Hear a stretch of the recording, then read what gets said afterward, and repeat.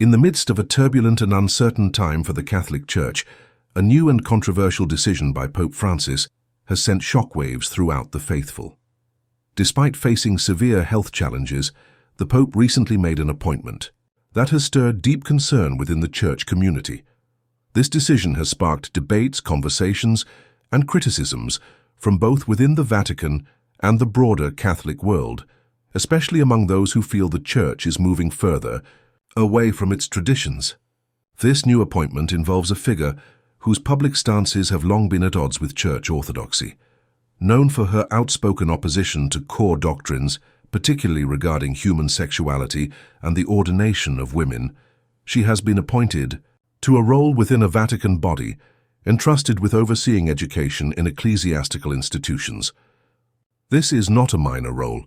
It's a position with the power to influence how future generations of clergy are educated and formed within the Church.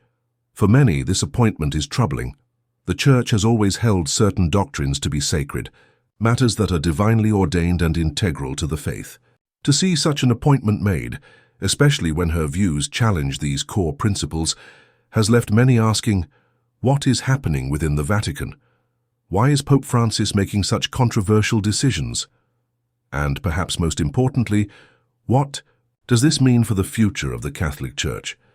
Many faithful Catholics have noticed a disturbing trend over the past 12 years of Pope Francis's pontificate. There seems to be a growing inclination to elevate voices that prioritize cultural dialogue over the enduring wisdom of the Church's sacred traditions. Theological figures, once regarded as fringe or even antagonistic to traditional doctrines, are now being brought into the spotlight. Their ideas, often marked by ambiguity and philosophical disruption, are gaining prominence, while clear doctrinal teaching seems to be losing ground. It's not just the appointment of individuals like this that's concerning. It's part of a larger pattern that observers have been tracking over the years. Official Vatican documents are being released that subtly blur the edges of doctrinal boundaries, leaving many in the faithful unsure of where the Church truly stands.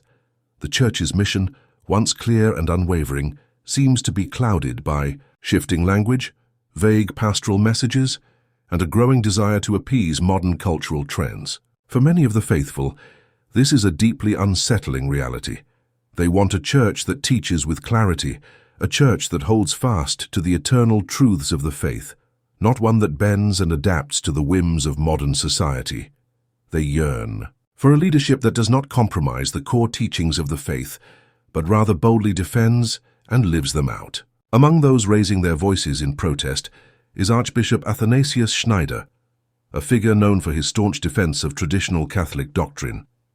His pleas are not driven by personal animosity, but by a sincere concern for the soul of the Church. Archbishop Schneider believes that Pope Francis, in his desire for renewal, has lost sight of the deep and unchanging truths that have guided the Church for centuries.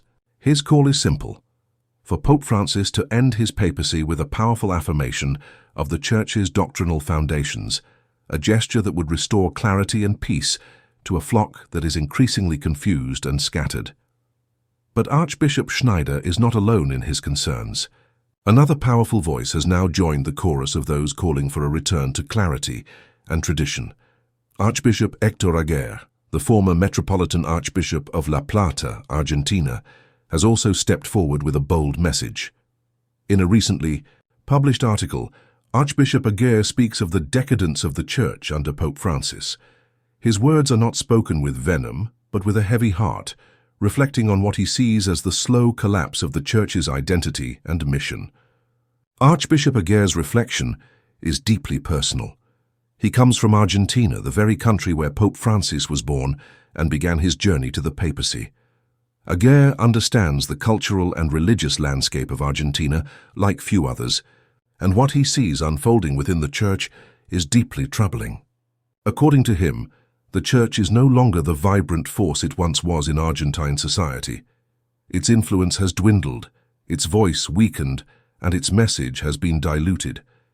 He believes that what is being presented to the world as progress is, in fact, a spiritual collapse. This isn't just about a few appointments or theological differences. For Archbishop Aguirre, the decline is much deeper. touching on the very foundations of Catholic life in Argentina. The birth rate has plummeted to its lowest point in decades, reflecting a broader societal malaise. What was once a strong Catholic culture, characterized by large families and a vibrant faith, is now fading. The disintegration of sacramental life, particularly in the form of marriage, is a stark indicator of this collapse. Many couples no longer marry in the church. Instead, they live together without the sacrament, a sign that the sacred nature of marriage is being lost. This disintegration isn't just happening in Argentina. Across the Catholic world, the Church is grappling with a crisis of identity and mission. Seminaries once full of young men discerning their vocations are now empty. Many dioceses are struggling to find enough priests to meet the needs of the faithful.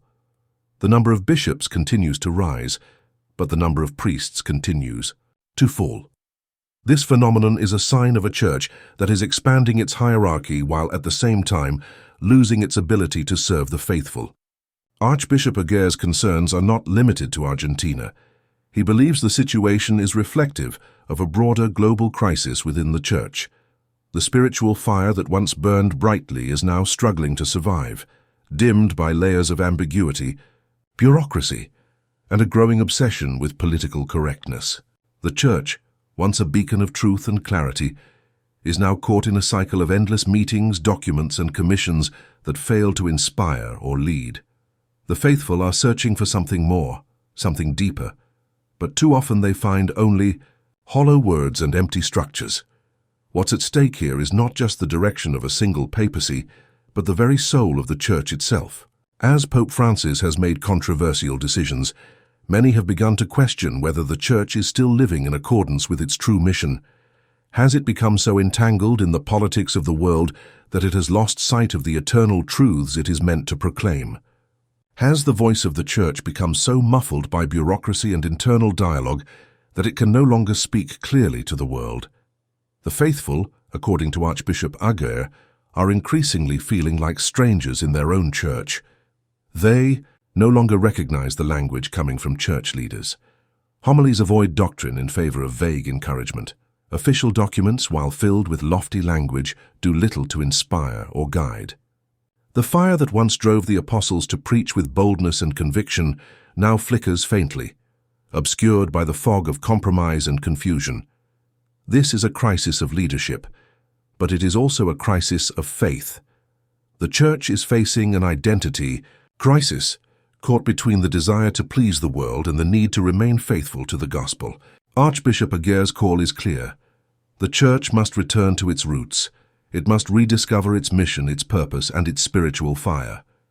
The faithful are not asking for more structures, more committees, or more